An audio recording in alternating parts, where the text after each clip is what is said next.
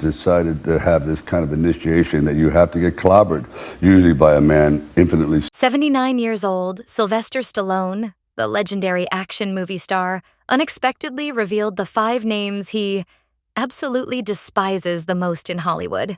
From close friends turning into enemies to spectacular betrayals behind the scenes.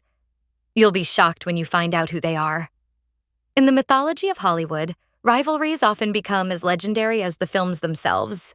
For Sylvester Stallone, a man whose career has been defined by grit, persistence, and larger-than-life screen presence, certain conflicts with fellow actors left scars that lingered for decades. These disputes were not simply petty arguments. They reflected ego clashes, professional insecurities, and the brutal competitiveness of the film industry.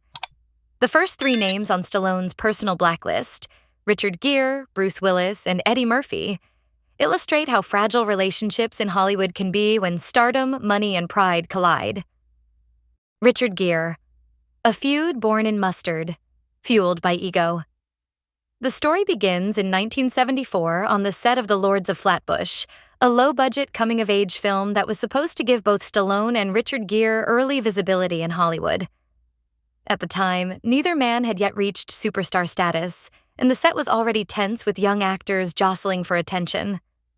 According to Stallone, the breaking point came during a seemingly trivial incident. During lunch, Gere allegedly spilled mustard on Stallone's pants. What might have been brushed off with humor escalated into a confrontation. Stallone, known for his fiery temperament, physically pushed Gere out of a car in anger. The altercation left producers with little choice. Gere was fired from the project. But this was not just about mustard. The deeper truth was that Gere and Stallone represented 2 very different archetypes of masculinity. Gere, with his suave, polished charisma, embodied the romantic leading man that Hollywood adored. Stallone, by contrast, was still struggling to carve out a space for his grittier, working-class image. Their clash was not just personal. It symbolized the tension between 2 competing visions of stardom in the 1970s. The animosity between them reportedly endured for decades, long after both became household names. What could have been an early collaboration turned into one of the longest-running grudges in modern Hollywood history. Bruce Willis. When money breaks brotherhood. Fast forward to the 2010s, and Stallone had already established himself as a veteran action star.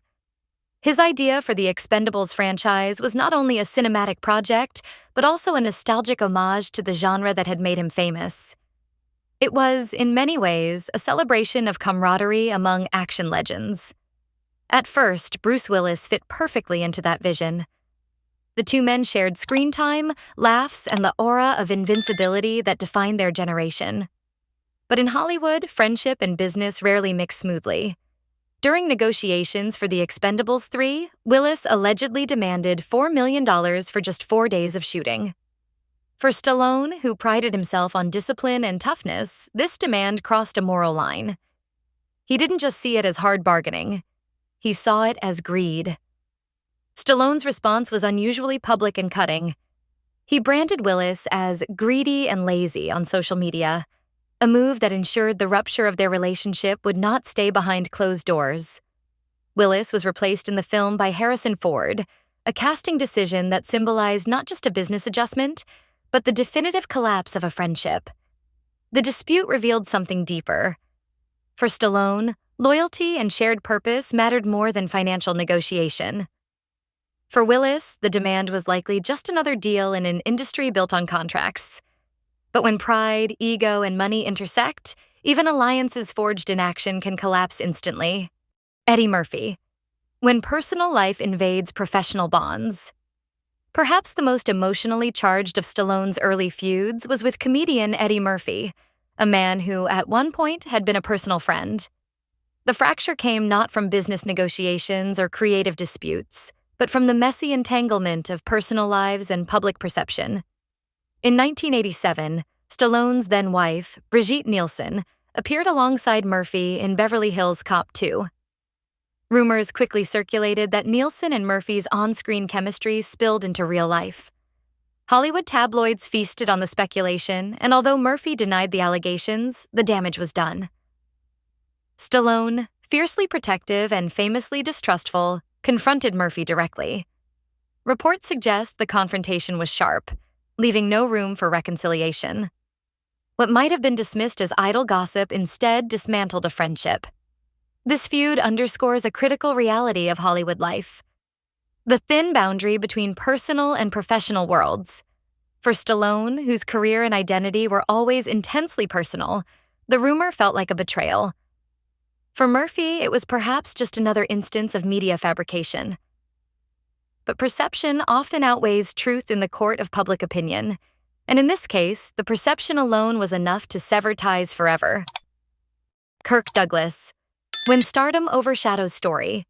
In 1982, Stallone was preparing to release First Blood, the film that would forever define the Rambo franchise and cement his reputation as more than just the underdog boxer from Rocky. The role of Colonel Troutman, Rambo's mentor and commanding officer, was central to the film's balance between action and emotional weight. Producers believed Kirk Douglas, one of Hollywood's most respected veterans, would bring gravitas to the part. But from the moment Douglas stepped into pre-production, creative tension simmered. Douglas reportedly insisted on a major script change. He wanted Rambo to die at the end of the film, a conclusion he believed would elevate the story into a Greek tragedy and give his own character more dramatic prominence. For Stallone, who had co-written the script and envisioned Rambo as a long-term vehicle for exploring themes of alienation and survival, this demand was intolerable. Rambo's survival was not just a plot point. It was the entire foundation for what Stallone hoped could become a series. The clash highlighted a generational divide in Hollywood. Douglas, a star of the Golden Age, believed in grand, tragic endings that left audiences shaken. Stallone, a product of the gritty 1970s, believed in endurance, resilience, and the possibility of sequels that kept heroes alive to fight another day. Their artistic visions were fundamentally incompatible. Ultimately, Douglas walked away from the project, and Richard Crenna was brought in as Troutman, a decision that, in hindsight, shaped the Rambo mythos in ways Douglas never could have.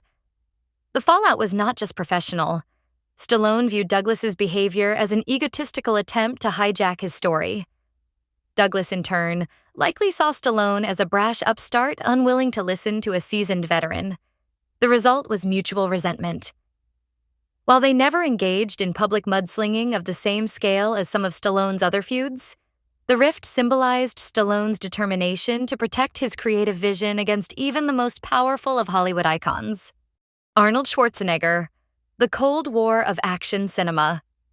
If the Douglas dispute was about artistic integrity, Stallone's rivalry with Arnold Schwarzenegger was about something far larger: the throne of Hollywood itself. No feud in Stallone's career carried the same cultural weight, and few rivalries in film history were as colorful or sustained.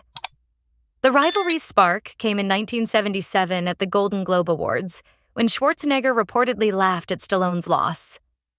Stallone retaliated by hurling a vase of flowers in his direction. What might have been dismissed as a youthful altercation hardened into a 15-year Cold War, fought not with fists but with box office receipts, press interviews, and cinematic one-upmanship. During the 1980s and early 1990s, Stallone and Schwarzenegger embodied two competing visions of masculinity. Stallone's characters, Rocky Balboa and John Rambo, were working-class heroes, men molded by pain, perseverance, and tragedy. Schwarzenegger's roles, from the Terminator to Predator, showcased an almost superhuman, indestructible figure. Their films weren't just entertainment. They were statements about what kind of hero audiences wanted in an era defined by Cold War anxieties, Reagan-era politics, and the rise of global blockbusters. The rivalry often spilled into playful but pointed jabs. Stallone would mock Schwarzenegger's accent.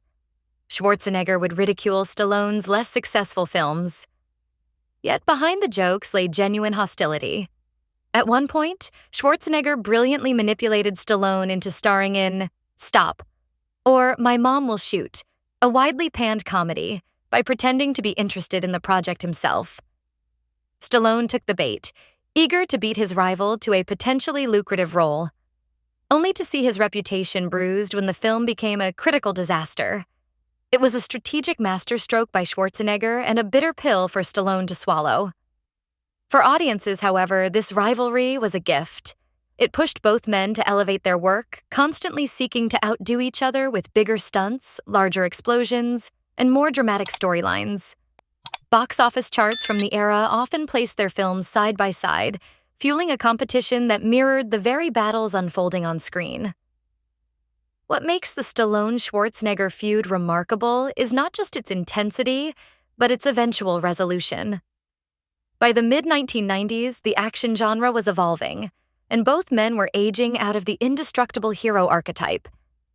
The ferocity of their competition softened into mutual respect. By the 2000s, they even co-starred in films like The Expendables and Escape Plan, turning their rivalry into a nostalgic partnership that fans embraced with enthusiasm. This transformation was more than just savvy career management. It reflected Stallone's ability, later in life, to let go of grudges when the time was right. Unlike the Gere, Willis, or Murphy conflicts, which ended in permanent estrangement, the Schwarzenegger rivalry became an example of reconciliation. It showed that even in an industry built on ego, time and shared legacy could heal old wounds. Looking back across these rivalries, one thing becomes clear. Even legends are not immune to conflict. Stallone's grudges, whether over spilled mustard, contract disputes, romantic rumors, or power struggles for Hollywood's crown, reveal the fragile, combustible nature of stardom. These stories are not just about anger or ego.